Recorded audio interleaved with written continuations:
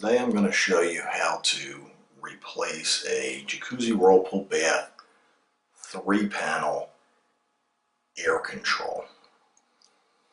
If you bought the kit, you will have all the parts to replace this. Some people have just bought the center button to replace the bellows. It all comes apart the same. I'll show you as we go along. First thing you need to do, it's kind of an important step, is you have to get the knobs off. The shafts underneath of the knobs are no longer available, and the new ones are not as long, so it's best if you can salvage the shafts underneath the knobs. Most times they'll pull right up. If you grab them by the side, work them a little bit, you'll get them to pop off. This is the shaft I'm talking about if you want to try and save, if at all possible. If they don't want to come off, you can take two small screwdrivers, wedge in under either side, and pry up evenly and try and work them up. I've even gone as far as sometimes I've actually cut the knob with a Sawzall blade, split it, taken a screwdriver and cracked it like a nut in order to get it off to salvage that knob. Get the other knob off, set it aside. Now these graphic rings are very delicate. They have a small notch over on this side and a large notch on this side. A lot of people crack these getting them in and out. The way to do it is just get something underneath the side really easy. Bend it up just enough that you pop the notches out. It's key. Smaller notch, larger notch. Set them aside. Same thing with this one.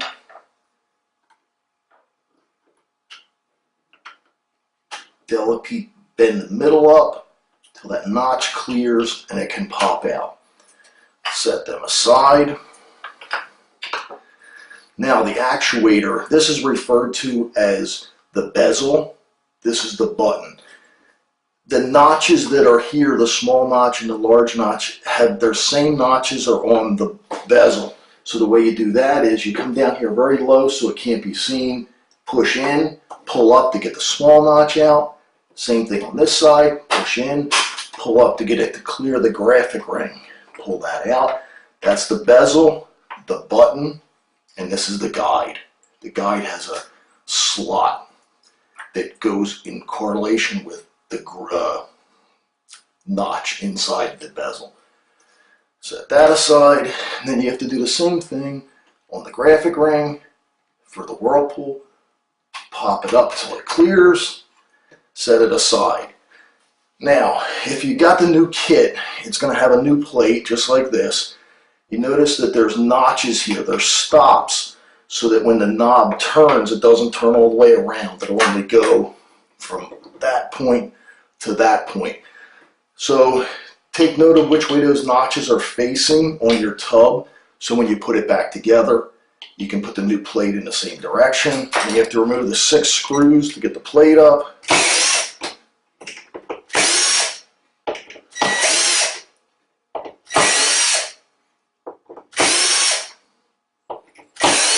The kit will come with 6 new screws, but usually there's nothing wrong with them. Then you pull the plate up. You can set that aside. Just keep the orientation correct. Now, most of the problems why these plates are getting replaced is that this bellows here, which squeezes and sends a pulse of air down to the air switch in the motor, is bad. In this particular tub, there's no access to get to the underneath of that is a quarter or small fish tank type airline connected to it. You don't want to lose that if at all possible. So what you need to do is you need to delicately take a pair of needle nose, wiggle it, and just get it up far enough that you can get to that hose. Now this one happens to be very tight. There's probably a wire tie on the pipe holding it. If I could get under here, I'd cut the wire tie to give me a little bit more freedom.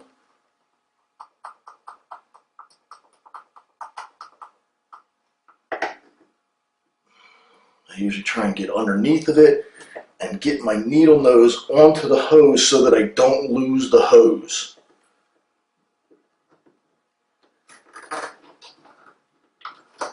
There's my hose. This gets pulled off. Make sure you have a good grip on that hose. It's a small barb. If you're going to replace it, take your new one, put your new one on, make sure it seats very well.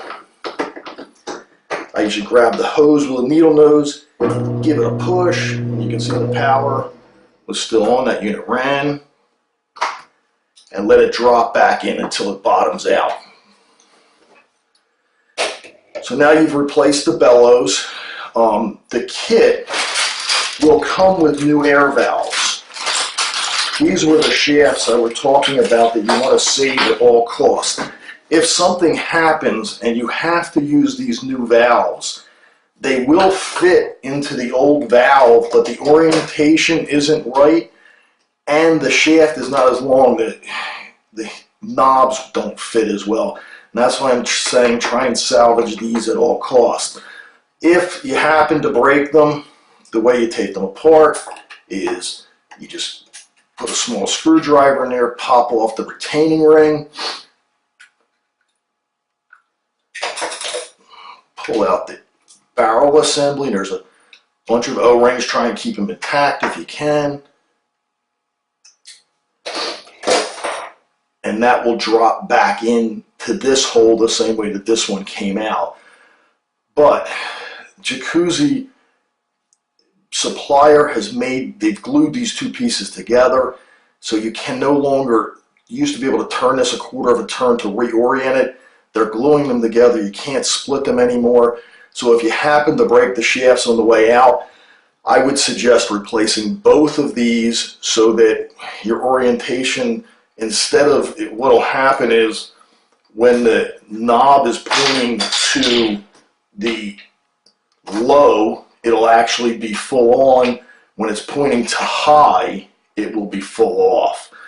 So if at all possible, salvage those knobs. I've even gone so far as to taking a Dremel, splitting the knob, and then taking a screwdriver and cracking it to keep these shafts. There's a small metal retainer that when you go in, you won't cut through the shaft, you'll hit the retainer.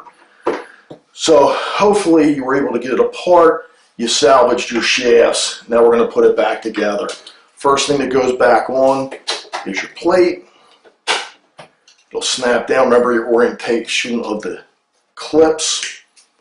Your 6 screws to hold it down. Sometimes I've found Jacuzzi has put in a couple extra screws in.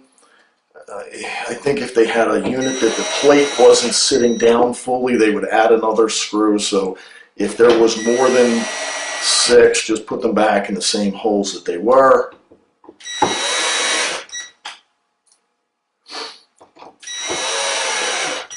By the way, if you're trying to replace the bellows will not come through this hole. You have to remove the entire plate along with the knobs to get that bellows in there. You can't do that bellows without taking this plate up. It won't pass through the hole.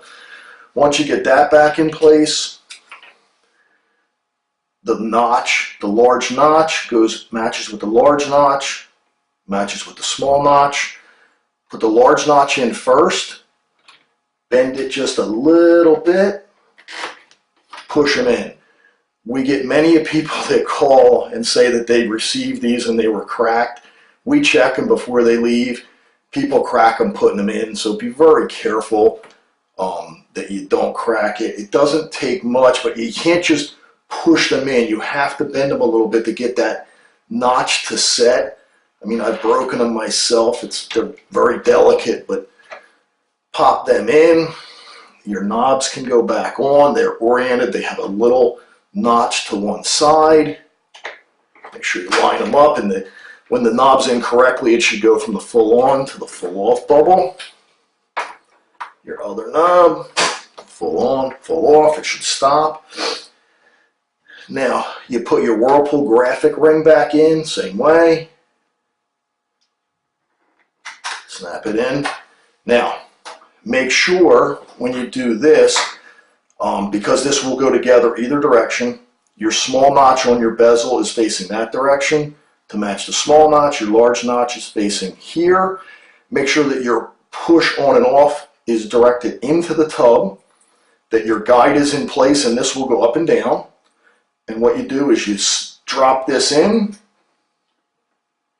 line up the notches, take a small screwdriver, very low on it, push in, let it get past the graphic ring, it'll snap.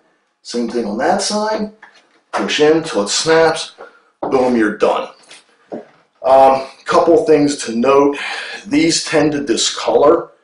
They, especially if they're exposed to a lot of UV, they tend to turn yellow.